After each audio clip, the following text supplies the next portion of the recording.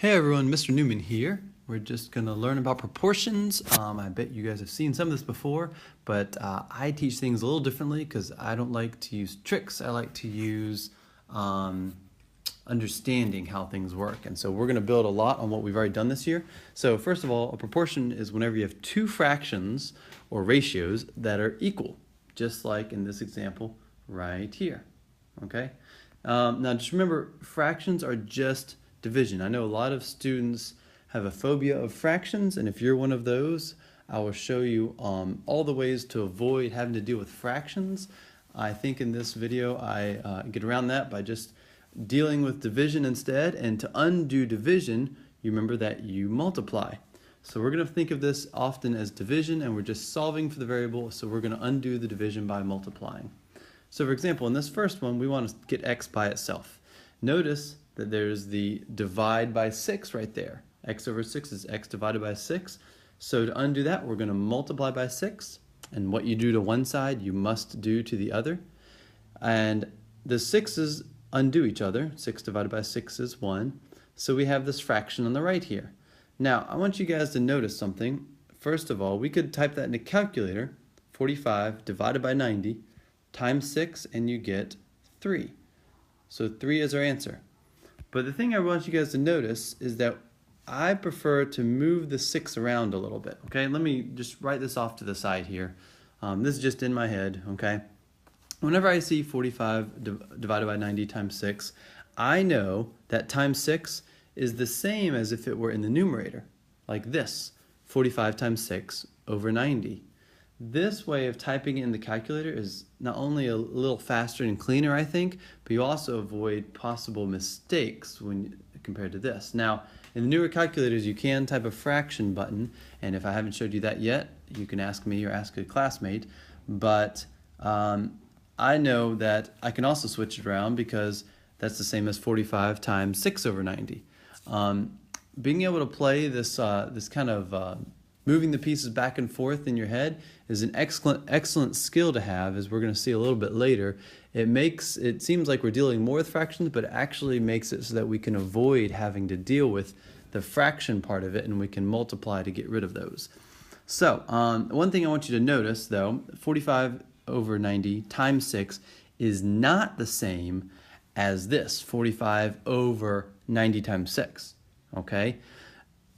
Be very, very, very careful that when you're writing times 6 on both sides, like we did way up here for these two guys, make sure you make it clear that it's either all the way up to the right or it's multiplied by the top, not multiplied by the bottom, because that could cost you some understanding in quizzes and tests and things, okay? So be very careful. Do not write it like this, okay? All right. Now, for this next part, you can use a calculator if you want, but I'm also going to talk about one reason not to use a calculator necessarily. But anyway, so for this next one, y over 3 equals 40 over 15. That's y divided by 3, so I'm going to undo that with multiplication. So multiply 3 on both sides. Notice I'm not putting the times 3 down low. I'm being very careful to put it at least as high as that fraction bar, if not higher. So y is equal to 40 times 3 over 15. Well, I can type all that in a calculator and I get out 8. So there's my answer, 8. If you have a way of simplifying the fraction otherwise and can do that a little faster without a calculator, great. Please, please do that. On this one on the right here, we're x divided by 10, so I'm going to multiply both sides by 10. Now notice the 10's divide out, so we get 30 times 10 over 7. And if I simplify this just a little bit, I get 300 over 7. Notice how my trick of writing notice how my knowledge of seeing times 10 as being on top helped me to get 30 times 10, that's math you can do in your head, as 300 over 7. Now if you typed that in a calculator, you probably got a long, messy decimal. If you look closely or have a calculator that shows you enough digits, you might see that it repeats. But that is a tricky thing to find. So, I would recommend, my tip is to leave your answer as a simplified fraction. So that means 300 over 7 is perfectly fine to answer. Now I say simplified because if, for example, on the left here, if you had multiplied that out, you'd have 120 over 15, and that is not simplified. That actually simplifies out to 8. So often it's good just to check and type it in a calculator, but if the decimals keep on going forever, unless you write it in repeated form, and if I ask for an exact answer, you want to leave it like this as a simplified fraction. All right. For the next set of problems, this is a tricky situation. I'm going to show you how I see a lot of people do this kind of problem, and I'm going to explain why this is wrong. So look carefully and copy this down, but don't wrap your head around it too much, and you can start looking out for the mistake. So first of all, we got 5 divided by a equals 10 over 2. So I'm going to undo the 5 by multiplying by 5 on both sides. So that means a equals 10 times 5 over 2. And that's 50 over 2. 50 divided by 2 is 25. So I'm just going to check this work real quick. And I'm going to do that by plugging in the 25 where the a was before into our original equation. So 5 over 25 equals 10 over 2. And I'm putting equals with a question mark because I'm not sure if it's equal. I'm going to check, right? Well, 5 over 25, if you type that in a calculator, you get 0.2. If you type in 10 divided by 2, or just think about it, 10 divided by 2 is, what is that? That is, whoops, not 2, but 5. Wait a second. 0.2 is not the same as 5, therefore, we did something wrong. Well, I'll show you. First of all, the first thing that happened is that we did 5 times 5 to get rid of that 5, but it doesn't just get rid of it. Remember, when you multiply by a number, it puts it on the top in the numerator. So that's the same as 5 times 5 over a, or 25 over a. We could fix that up a little bit by saying, okay, instead of multiplying by 5, let's divide by 5, but you still have the problem of the a is in the denominator. That is the big issue here, and the thing that we need to take care of. So I want you to write down the variable is in the denominator.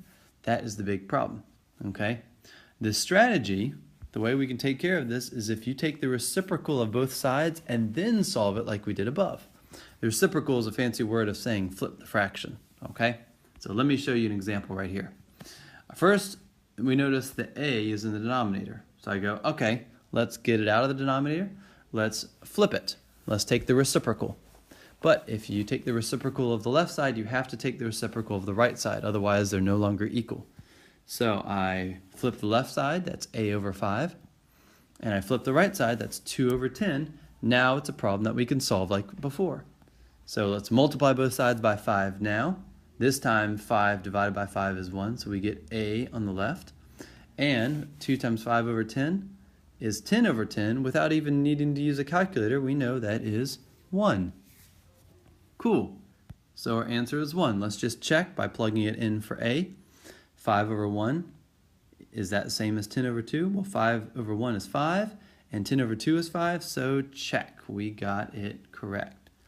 So if there's a variable in the denominator, flip it first. Let's do a few practice examples. So this one we're going to flip because b is in the denominator. So we also have to flip the right side. b over 4 equals 12 over 8. Then we multiply both sides by 4.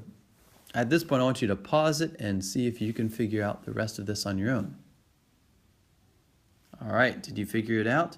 Here's the work for that answer. So b equals 12 times 4 over 8, or 6. All right, on the right here, c is in the denominator, so let's take the reciprocal of both sides. That means flip them. And I want you to try the rest of this on your own. All right, down here I have just keep distributing. We're actually not going to distribute at first. There is a way to solve this using distribution, but I think our strategy of taking the reciprocals actually shortcuts that and makes this a lot faster problem to solve. So even though there's b plus 5 in the denominator, notice that there's still a variable in the denominator, so we need to flip the entire fraction, both the left side and the right side.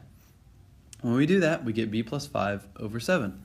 On the right side, we get 5 over 10. Okay, now that b plus 5, we'll worry about that in a moment. First, let's take care of the 7 in the denominator, and then we'll worry about the plus 5. So let's multiply both sides by 7. When we do that, the 7's divide out, and we're left with b plus 5 on the left, and 5 times 7 over 10 on the right. Subtract 5 from both sides because we want b by itself, and we have b equals 35 over 10 minus 5. Well, I know that 35 over 10 is 3.5. You can figure that out how I got that, or you can type it into a calculator, and 3.5 minus 5 is negative 1.5. You're also welcome to type all of this into a calculator, but yeah, the answer is negative 1.5. All right, this one on the right here is very similar to the one we just did, so I will show you the first few steps. We'll find the reciprocal of both sides, flip both sides, and then I want you to try the rest of this, okay? So notice I multiplied by 4 to get the 4 out of the denominator there, so I have just m minus 8 on the left, and I want you to finish this one on your own. All right, got that one done? Now, last two are a little bit tricky, so I'm actually going to do both of these with you here. On the left here, we have two variables, but fortunately they're both in the denominator. So we're going to do the reciprocal of both sides again. And now that they're both in the numerator, that gets k minus 7 over 9 on the left and k over 6 on the right. What I'm going to do is, instead of worrying about the fractions, I'm going to multiply first by 9 on both sides to get the 9 out of the denominator. Okay, and this happens. Then I'm going to multiply by 6 on both sides to get the 6 out of the denominator. Now here I need to be very, very careful. Because on the left there I have k minus 7. When I multiply the right side, that's times 6, that's fine. On the left side, times 6, I can't leave it like this. I've got to put parentheses right here. Why is that? Well, anytime you do multiplication or division, they always affect the entire side. So on the right, that's no problem. I could put parentheses around that, or I could leave it alone. It doesn't change the problem. But on the left here, because we have two terms, a k term and a negative 9 term, we need to multiply all of it and distribute that 6. Minus 7, not minus 9. We need to distribute the 6 to all of it in order to not change the equation. So 6 times k is 6k. And 6 times negative 7 is negative 42. Make sure you do the distribution to both sides, or both terms inside the parentheses. On the right there, the 6's divide out, so we get 9k. And this now is just a problem where we have variables on both sides. So let's subtract 6k from both sides to make that a positive k on the right, and to get all the variables just on one side. Then we'll divide by 3 and we get negative 14 equals k. All right, this video on the right here, or this problem on the right, this is the last one. So the problem is we have variables on the top and in the denominator. So flipping it won't really help us because it'll just put a variable that was on top back on the bottom. Now I will tell you a hint is that in this case, taking the reciprocal or flipping it actually might make it a little bit easier because we're not multiplying by quite so much. But let's go ahead and get started. I'm going to treat that denominator as just something to multiply by. So I'm going to multiply by the n minus 3. What this is going to do when you multiply on the left, you've got to multiply on the right. What this is going to do is it's going to divide out that n minus 3. And on the right up here, I'm going to use my little rearranging strategy to make it 2 times n minus 3 on the top. Now, don't think of this as a fraction. One way to do this would be to distribute 2/3 to both of those. But instead, I'm going to think of that as divide by 3. So I'm going to undo that by multiplying by 3 on both sides. On the left, we get 3n. On the right, we need to distribute the 2 to the n minus 3. And now we see 3n equals 2n minus 6. We subtract 2n from both sides, and n is negative 6. All right. Thank you for watching.